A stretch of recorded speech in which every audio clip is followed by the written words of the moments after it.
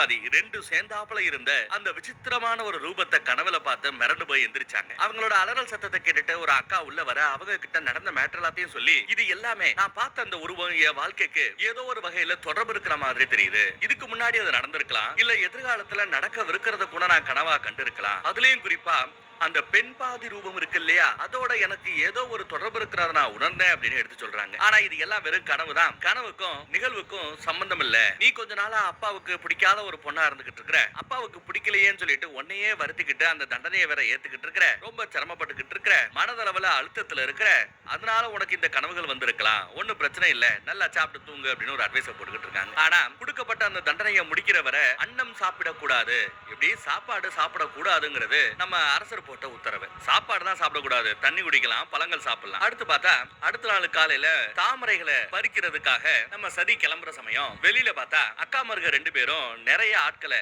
வேலையாட்களை ரெடி பண்ணி வச்சிருக்காங்க. பல்லக்க கூட ரெடி பண்ணி வச்சிருக்காங்க. எதுவும் சொல்லக்கூடாது, இவங்களோட ஹெல்ப்னால தான் நீ போகணும் வரணும், இவங்க இல்லாம நீ தனியா காட்டுக்கு நடுவுல போயிட்டு வரது எங்களுக்கு சுத்தமா பிடிக்கல அப்படின்னு அந்த அக்காமார்க ஸ்ட்ரிக்டா சொல்லிட, வேற வழி இல்லாம சரியா அவங்களை கூட்டிக்கிட்டு காட்டுக்குள்ள போறாங்க. இத மேல மாடியில இருந்து நம்ம அப்பாரு பாக்குறாப்ல, பார்த்தாலும் பெருசார கண்டுக்கல. துணைக்கு ஆட்கள் போக கூடாது அப்படின்னு சொல்லல. அதே சமயம் இவர் சாப்பிடுறதுக்காக சாப்பாடு எடுத்துட்டு வராங்க இவரோட பொண்டாட்டி. சாப்பிடலாமே அப்படின்னு சொன்னா, இல்ல இல்ல அரசவையில முக்கியமான வேலை இருக்கு, எனக்கு சாப்பாடு வேண்டாம்னு சொல்லிட்டு கிளம்புறாரு. சரி போயிட்டு வருவீங்கல்ல, அப்போ உங்களுக்கு சாப்பாடு பறிக்கலாமே அப்படின்னு சொன்னா, இல்ல இல்ல அப்பயும் வேண்டாம் அப்படின்னு சொல்லிட்டு அவரு அந்த சாப்பாடை சாப்பிடறத தவிர்க்கிறார். தான் பொண்ணு சாப்பிடல இல்லையா, அந்த மாதிரி ஒரு கஷ்டத்துல தான் சாப்பிட மாட்டேன்னு இருக்காப்ல. ரொம்ப சிறப்பான விஷயம் தானே. அம்புட்டு பாசம் பொண்ணு மேல. அந்த பக்கம் தாமரை மலர்களை தேடி நம்ம சரி அந்த பக்கம் போனாங்க இல்லையா காட்டுக்கு மத்தியில. அப்போ இவங்களோட நாட்டுக்குள்ள இருந்து நிறைய பேரு அகதிகள் மாதிரி வெளியில போறத பார்த்துட்டு, யார் நீங்க, எதுக்கா இப்படி அகதிகள் மாதிரி வெளியில போறீங்கன்னு விசாரிச்சா, நீங்க நம்ம அரசரோட பொண்ணு தானே, உங்க பேரு சதி தானே, வணக்கம் அப்படின்னு அந்த கூட்டத்துல ஒருத்தர் ஒரு வணக்கத்தை போட்டுவிட்டு, நாங்க வேற யாரும் இல்ல,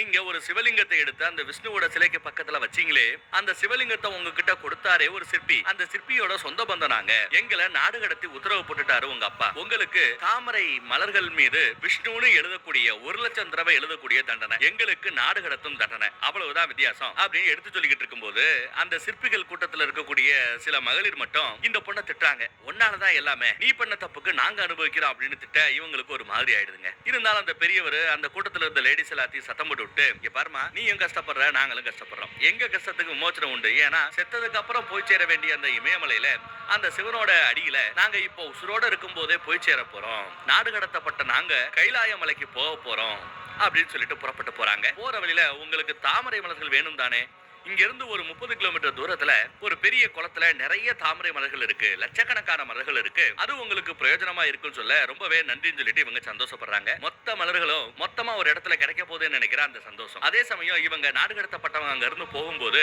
ஒரு மாட்டு வண்டியில திரையில மூடி வச்சிருப்பாங்க. என்ன மூடி வச்சிருக்காங்கன்னு தெரியாமையே அது மேல இவங்களுக்கு ஒரு ஆர்வம், அதையே பாத்துக்கிட்டு இருக்காங்க. அப்படியே மூடி வச்சிருக்கிற அந்த திரை விலகுது. விலகுனதுக்கு அப்புறம் உள்ள பார்த்தா ஒரு பிரம்மாண்டமான சிவலிங்கத்தை ரெடி பண்ணி கைலாய மலைக்கு எடுத்து போய்கிட்டு இருக்காங்க. அதை பார்த்ததுமே இவங்களுக்கு அந்த பழைய நினைவுகள்லாம் ஞாபகம் வருது. அந்த சிவலிங்கத்தால இவங்களுக்கு ஏற்பட்ட விஷயம், அந்த சிவனை முதல் முறையா இவங்க பார்த்ததுன்னு அத்தனையுமே இவங்களுக்கு ஞாபகம் வருது. சிவனோட சொரூபம் இவங்களோட அந்த நினைவுகள்ல வந்து வந்து போகுது. அதையெல்லாம் நினைச்சு பாக்குறாங்க. சிவ மேல இவங்களுக்கு ஒரு ஈர்ப்பு ஏற்பட்டாலும் இன்னொரு பக்கத்துல தன்னோட தகப்பருக்கு எந்த ஒரு அவமானத்தையும் பண்ணிடக்கூடாது, கொடுத்துடக்கூடாதுங்கிற விஷயத்திலயும் அவங்க குறிக்கோளோட இருக்காங்க. அதே சமயம் அந்த பக்கத்துல நம்ம சதியோட தகப்பனை தக்ஷனை காமிக்கிறாங்க. சிம்மாசனத்துல உட்கார்ந்து ஏதோ ஒரு பெரிய சொற்பொழிவா ஆத்துன்னு ஆத்திக்கிட்டு இருக்காரு. என்ன பண்றாரு அப்படின்னா, புதுசா இந்த நாட்டுல ஒரு சட்டத்தை கொண்டு வராரு, ஒரு வழிபாட்டு முறையை கொண்டு வராரு. அதன்படி இனிமே இந்த நாட்டுல வழிபட தகுதியானவர்கள் 2 கடவுள் தானா, ஒன்னு விஷ்ணு, இன்னொன்னு பிரம்மதேவர். இவங்க 2 பேரை தவிர வேற எந்த கடவுளை கும்பிட்டாலும் அது தண்டனைக்குரிய குற்றம் அப்படிங்கிறாரு. அது மட்டும் இல்லாம அவர் ஏதோ ஒரு பெரிய யாகத்தை நடத்த போறாராம். அந்த யாகத்துக்கு வர்றவங்க கண்டிப்பா இந்த 2 கடவுளை மட்டும்தான் கும்பிடணுமே தவிர மித்த கடவுள்களை கும்பிடக்கூடாது. அதுலயும் குறிப்பா அந்த அகோரிகளோட தெய்வமான சிவனை கும்பிடவே கூடாது அப்படின்னு உத்தரவு போட்டிருக்கிறார். அப்படி அவங்க பேசிட்டு இருக்கிற சமயம் பின்னாடியே நம்ம நாரதர் அங்க வந்து சேராருங்க. நாரதரை பார்த்ததுமே, என்னையா இந்த ஏரியா பக்கம் வந்திருக்க, அப்பா நல்லா இருக்காரா அப்படின்னு விசாரிக்கிறாப்ல நம்ம தர்ஷன். அவருக்கு என்ன சிறப்பா சந்தோஷமா இருக்கார். நான் தான் அப்படியே ஏதோ ஒரு மேட்டரை கேள்விப்பட்டு உங்ககிட்ட விசாரிக்கலாமேன்னு வந்தேன் அப்படிங்கிறாரு. நாரதா, எங்க போனாலும் உன் கழகத்துல ஏதாவது ஒரு பஞ்சாயத்தை கூட்டிட்டு 2 குடும்பத்துக்கு நடுவுல ஒரு பிரச்சனையை போட்டு விட்டு அவங்க கஷ்டப்படுறத சண்டை போறத பார்த்து சந்தோஷப்படக்கூடியவன் நீ, எதுக்காக இந்த ஏரியா பக்கம் வந்திருக்கிற, என்ன மேட்டர்னு விசாரிச்சா, ஆமா நான் கேள்விப்பட்டேன் உன் பொண்ணு பக்கம் சிவனை சேர்ந்தவங்க எல்லாம் வந்து ஏதோ கொஞ்சம் குரடுபடி பண்ணிட்டே இருக்காங்களாமே, சிவனை கண்டாலே உனக்கு பிடிக்காது, அந்த மாதிரியான நீ பண்ண அந்த பிரம்மாண்டமான விஷ்ணு விஷ்ணு சிலைக்கு பக்கத்துல சிவலிங்கத்தை உன் பொண்ணு வச்சிட்டாலாமே அப்படி இப்படின்னு விசாரிக்கிறார், ஏத்தி விடுறார். தெரியுமியா? தெரியும். இங்க உன்னோட கலகத்தை ஆரம்பிச்சதுக்கு அப்புறம் இங்க என்ன நடக்குதுங்கிற மேட்டர் உட்பட எல்லாத்தையுமே தெரிஞ்சுக்கிட்டு நீ நேரா கைலாய மலையில போய் அந்த சிவனை தான் பாப்பேன்னு எனக்கு தெரியும். அதனால உங்ககிட்ட நான் எதுவும் பேசுறதுக்கு இல்ல. ஆனா ஒரு செய்தியை மட்டும் கொண்டு போய் அந்த ஆள் கிட்ட சேர்த்துரு. அவருக்கு எனக்கும் நடக்க போற இந்த யுத்தத்துல ஜெயிக்க போறது நானா தான் இருப்பேன் அப்படிங்கறத மட்டும் இன்னும் தெளிவா அந்த ஆளு காதுல விழுகிற மாதிரி பேசிட்டு வா அப்படின்னு சொல்லி செய்தி சொல்லி அனுப்புறாப்ல. இவரும் அவ்வளவுதானே, சிறப்பா செய்தியை கொண்டு போய் சேர்த்துறேன் அப்படின்னு சொல்லிட்டு நம்ம நாரதர் வெளியில வந்தா, அதே சமயம் தாமரை மலர்களை முடிஞ்ச அளவு சேகரிச்சுட்டு அந்த பக்கத்துல இருந்து நம்ம சதிதேவி வர்றாங்க. அவங்கள பார்த்ததுமே ஒரு வணக்கத்தை போட்டுட்டு, என்னமா எப்படி இருக்க, சௌக்கியமா இருக்க அப்படின்னு விசாரிச்சா, நாரதரா வர வேண்டும் வர வேண்டும் அப்படின்னா அவங்களும் ஒரு வணக்கத்தை போடுறாங்க. அதுக்கப்புறம் என்ன இந்த பக்கம் அப்படின்னு விசாரிக்கிறாங்க. ஒண்ணு இல்லமா, ஏதோ கொஞ்சம் சின்னதா ஒரு வேலை, உங்க அப்பாவை பார்க்கணும்னு நினைச்சேன், பார்க்க வந்தேன். அப்புறம் ஏதோ கேள்விப்பட்டேன் உனக்கும் உங்க அப்பாவுக்கும் தகராறாமே, எல்லாம் அந்த சிவனை வச்சுதான் நடக்குதாமே, என்ன சிவன் மேல அம்பிட்டாரோமா அப்படின்னு விசாரிக்கிறாரு. இல்ல இல்ல அப்படியெல்லாம் எதுவும் கிடையாது, ஏதோ அந்த வழிபாடு அப்பா மேல அந்த அவமானம் விழுந்துட கூடாதுங்கிறதுக்காக சிற்பி கொடுத்த சிவலிங்கத்தை எடுத்து வச்சேன், மித்தபடி எனக்கு ஒண்ணும் பெருசா இல்லங்கிற மாதிரி பேசுறாங்க. இருந்தாலும் பொண்ணு நீயே, அச்சம் மடம் நாணம் பயிர்ப்பு எல்லாம் இருக்கத்தானே செய்யும். இருந்தாலும் என்னதான் அந்த சிவன் உடம்பு முழுக்க சாம்பலை பூசிக்கிட்டு சடமுடியோட அங்கே இங்கேயும் தெரிஞ்சாலும் கூட ஆள் கொஞ்சம் அம்சமா நல்லா தாங்க இருப்பாப்ல. அவரை நேர்ல பார்த்து இல்ல முதல் தடவை அவரை பார்க்கும்போது நீங்க எப்படி ஃபீல் பண்ணீங்க அப்படின்னு ஒரு ஆங்கர் மாதிரி இன்டர்வியூ பண்ணிக்கிட்டு இருக்க. அவங்களும் கொஞ்சம் வெக்கத்துல லைட்டா சிரிக்க, அந்த சிரிப்பை பார்த்துட்டு இது போதும் இது போதும் இது போதும் எனக்கு அப்படிங்கிற மாதிரி அவர் பாட்டு பாடிட்டே அங்க இருந்து கிளம்பிடுறாப்ல. அப்படியே ஆகாயத்துல அப்படியே பறந்து போய்கிட்டு இருக்காரு. எங்க போறாரு? கைலாய மலைக்கு போய்கிட்டு இருக்காரு. அப்படி நம்ம நாரதர் போய்கிட்டு இருக்கும்போது கைலாய மலையில நிறைய முனிவர்கள் தவ வாழ்க்கையில ஈடுபட்டுக்கிறத பாக்குறாரு. அதெல்லாம் பார்த்ததும் இவருக்கு ஒரு மாதிரி ஆயிடுதுங்க. எப்பேற்பட்டவரோட பொண்ணு அவ, யாரு? நம்ம சதி. அரண்மனையில ராஜ போக யோகத்தோட வாழ்ந்துகிட்டு இருக்கிற அந்த பொண்ணு எப்படி இந்த கல்லும் மண்ணும் முனிகளும் இருக்கக்கூடிய இந்த மாதிரி இடத்துல வாழ போறாங்களோ, ஐயோ பாவம் அப்படின்னு சொல்லிக்கிட்டே போய்கிட்டு இருக்காப்ல. அப்படி போய்கிட்டு இருக்கும் போது இன்னும் 2-3 சாம்பல் மாதிரி ஒண்ணு அங்கே இங்கே வந்து இவரை வெறுப்பேத்திக்கிட்டு இருக்கு. யாராவது அப்படின்னு அப்படியே மனுஷன் லேண்ட் ஆகி கீழே பார்த்தா இதே கைலாய மலையில 2 காவலர்கள். அவங்க குறுக்கால போந்து எங்க பர்மிஷன் இல்லாம இந்த ஏரியா பக்கம் போக கூடாது அப்படி இப்படின்னு உரண்டலுக்குறாங்க நாரதர். இவர் நாரதர் தான் அப்படிங்கிறது அவங்களுக்கும் தெரியும். நீங்க எந்த ஏரியா பக்கம் வந்தாலும் கலகம் தானே, இந்த ஏரியா பக்கம் ஏன் வந்திருக்கீங்க, ஏதாவது முக்கியமான செய்தி இருக்கா, பூ உலகத்துல ஏதாவது செய்தி இருக்கா அப்படின்னு விசாரிக்கிறாரு. விசாரிச்சு பார்த்தா ஆமா ஒரு முக்கியமான செய்தி இருக்கே, பெண்ணோட வாசமே படாத இந்த கைலாய மலையில ஒரு பெண் வர போறா அப்படின்னு சொல்ல, அதை கேட்டது இவங்களுக்கு ஷாக்கு. இது ஒரு பொண்ணு வர போறாரா? ஆம்பளை பசங்க நிம்மதியா சந்தோஷமா இருக்கிற இடமையாது, தியானம் பண்ணக்கூடிய ஒரு இடமையாது, இந்த தியானம் பண்ணக்கூடிய புனிதமான இடத்துல முற்றும் துணிந்த இந்த மாதிரி ஒரு இடத்துல ஒரு பொண்ணா கூடவே கூடாது. பொண்ணு வந்தா பின்னாடியே கெட்டதும் கூட வரும், பெண் புத்தி பின் புத்தி அப்படி இப்படின்னு பேசிட்டு இருக்காங்க. அதே சமயம் விறுவிறுன்னு அங்க நம்ம நந்தி வராரு. நந்தியை பார்த்தது இவங்க 2 பேர் பயப்படுறாங்க. டேய் உங்களுக்கு வேற வேலை இல்லையா, யாருன்னு தெரியும்ல, நாரதர் இப்படி நடுவுல நிப்பாட்டி வச்சு பேசிட்டு இருக்கீங்க, இவங்க சார்பா நான் மன்னிப்பு கேட்டுக்கிறேன், நீங்க தாராளமா வரலாம், சிவனை பார்க்கலாம்னு கூட்டு போற. சிவனும் நல்ல ஒரு தியானத்துல அப்படியே மூழ்கி கிடக்க. அவரை பார்த்து நம்ம நாரதர் ஒரு வணக்கத்தை போட்டு நாராயண நாராயண அப்படின்னு சத்தம் போட சிவனும் முழிக்கிறாருங்க. ஒரு வழியா நாரதர் இப்போ கைலாய மலைக்கு வந்து நம்ம சிவனை பார்த்தாச்சு. சிவன் கிட்ட இந்த மாதிரி ஒரு செய்தி எடுத்துட்டு வந்திருக்கேன், பூலோகத்து பக்கம் போனேன், கீழே நம்ம தட்சனை பார்த்தேன், அவன் உங்ககிட்ட ஒரு செய்தி சொல்லி அனுப்பிச்சு விட்டான், என்ன நடந்தாலும் நடக்க போற இந்த யுத்தத்துல அவர் தான் ஜெயிக்க போறாரா, கொஞ்சம் இருமாப்போட தான் பேசிட்டு திரியறான் அப்படின்னு அந்த மேட்டரை பேசுறாரு. சரியே சொல்லியாச்சு. இங்க பாருங்க, எனக்கும் அந்த ஆளுக்கு எந்த பஞ்சாயத்தும் இல்ல, என் மேல வெறுப்பு பாராட்டக்கூடியது அந்த தட்சன் மட்டும்தான். யார் ஒருவர் மற்றவர் மீது வெறுப்பை காட்டுகிறாரோ அவருக்கே துன்பம் அதிகம். இதுல நான் யோசிக்கிறதுக்கோ நான் செய்யறதுக்கோ ஒண்ணுமே இல்லைன்னு சிம்பிளா மேட்டரை முடிச்சிடறாரு நம்ம சிவன். அது மட்டுமா, வர வழியில அவரோட பொண்ணு நம்ம சதிய பார்த்தேன், அட அட அட அட என்ன அழகு என்ன அழகு, எம்புட்டு அம்சம் எம்புட்டு அம்சம் அப்படின்னு நல்லா அந்த பொண்ணோட அழகை பத்தி நல்லா ஏத்தி விட்டு பேசுறாரு. அதையெல்லாம் கேட்டு சிவனோட மனசு சஞ்சலப்படும் அப்படின்னு எதிர்பார்த்தா அதுக்கெல்லாம் நம்ம சிவன் அசுர மாதிரி ஏத்தரலங்க. அதை நோட் பண்ற நம்ம நாராயணர், அதெல்லாம் இருக்கட்டும், அந்த அம்மா கூட்டதும் டக்குன்னு நீங்க போனீங்களே, உங்களுக்கு அந்த பொண்ணு மேல ஆசை இல்லையா, அந்த பொண்ணு எப்ப பார்த்தாலும் சிவா சிவா சிவான்னு உங்க மேலதான் உசுரா இருக்கு அப்படிங்கிற மாதிரி போட்டு விடுறாரு. மாத்திதான் போடுறாப்ல. அப்பயும் நம்ம சிவன் சேச்சா அப்படியெல்லாம் ஒண்ணும் இல்ல, நான் அந்த பொண்ணுக்கு காட்சி கொடுத்ததற்கான காரணம் அவளுக்கு என் மேல இருந்த அந்த பக்தியே ஒழிய, மனசார பக்தியோட என்ன கூப்பிட்டதுனால அந்த பக்தியின் காரணமா தான் நான் அங்க போனேனே ஒழிய அவளின் காரணமா நான் ஒண்ணு அங்க போகல அப்படின்னு எடுத்து சொல்றேன். ஆனா இதுக்கு மத்தியில இந்த மாதிரி ஒரு பொண்ணு நம்ம சிவனுக்காகவே பிறந்திருக்கா அப்படிங்கிற மேட்டரை கேள்விப்பட்டதும் நம்ம நந்தி குஷி ஆயிராப்ல. ஆஹா ஆஹா ஆஹா, சிறப்பு சிறப்பு, இந்த கைலாய மலையை எடுத்து நடத்த ஒரு ராணி வர போறாங்களா, ஒரு தேவி வர போறாங்களான்னு குஷி ஆயிராரு. அந்த பக்கம் நம்ம சிவனும் சொல்றாப்ல, எனக்கு தெரியும் இதெல்லாம் பண்றது